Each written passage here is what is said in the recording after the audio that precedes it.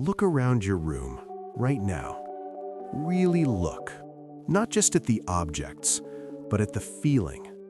Does this place feel like a sanctuary or like a trap?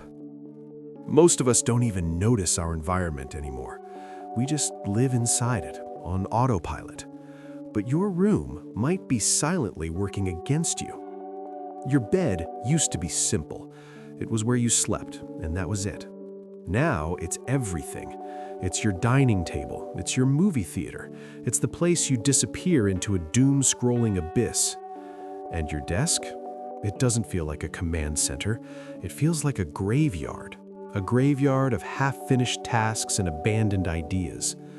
You sit down at that desk. You tell yourself, okay, now I'll focus.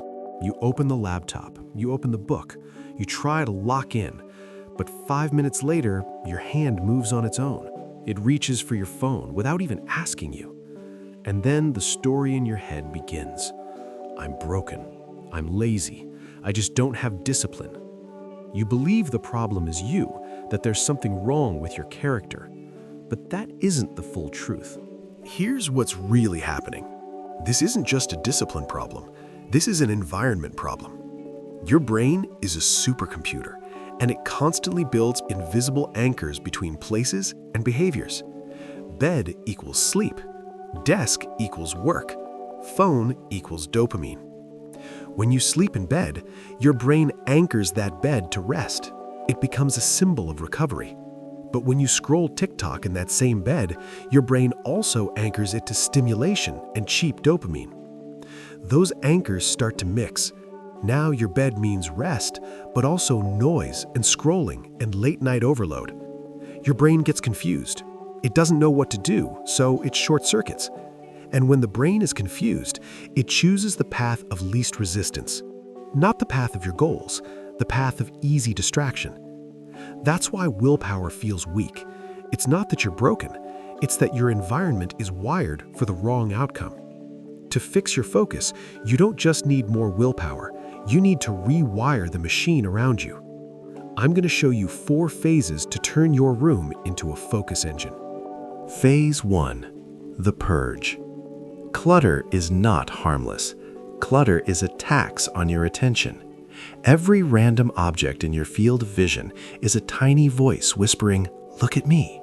That pile of clothes says, "You still haven't folded me." That old notebook says, "Remember that project you quit?" Cables, wrappers, scattered notes, they all pull at your focus, one thread at a time. So you purge. You clear the desk, not to make it pretty for Instagram, but to make it quiet for your brain. Only what serves your current work stays in front of you. Everything else is hidden, boxed, or thrown away. You hide the cables. You remove visual noise. You erase the background distractions so your mind can finally breathe. You're not decorating, you're uninstalling distractions.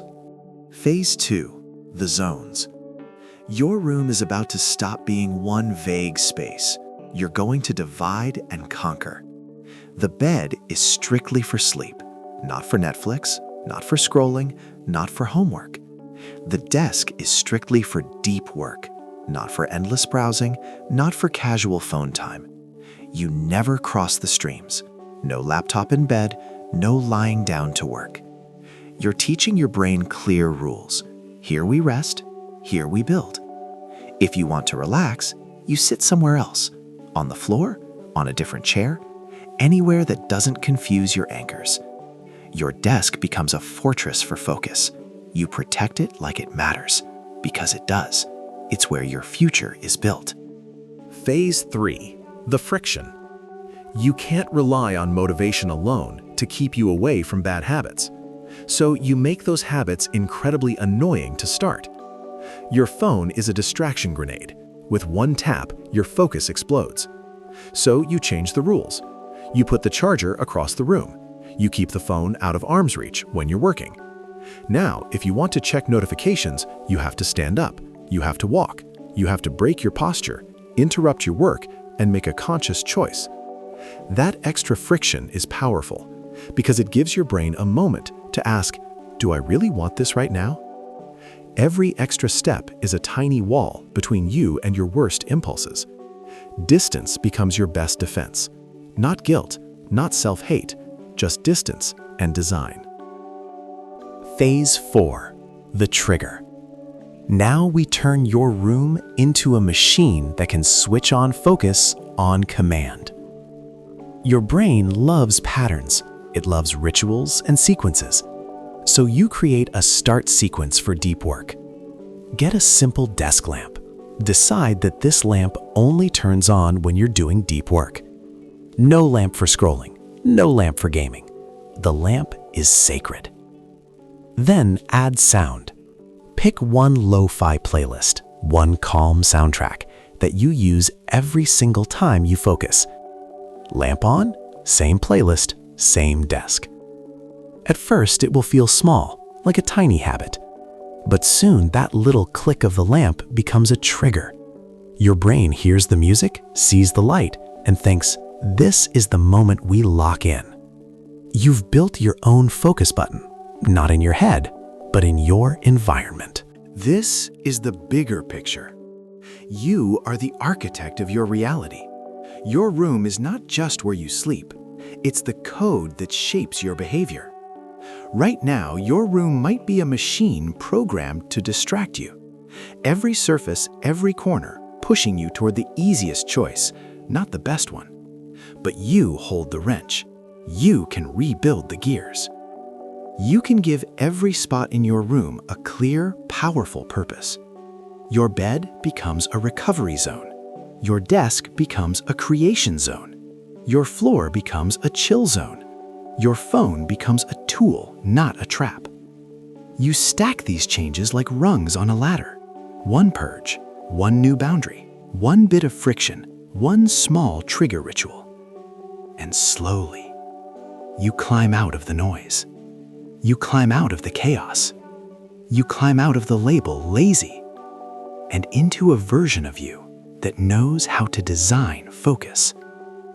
Take control of your space, and you begin to take control of your mind. If this video helped you see your room differently, if it made you realize that you're not a broken person, you've just been living inside a distracted system, then start today. Clear one surface, move one charger, set up one small lamp ritual. Prove to yourself that your environment can change, and that when it does, you change with it. And if you want more tools to keep turning your life into a focus machine, hit subscribe. Let's build a better mind and better rooms to protect it together.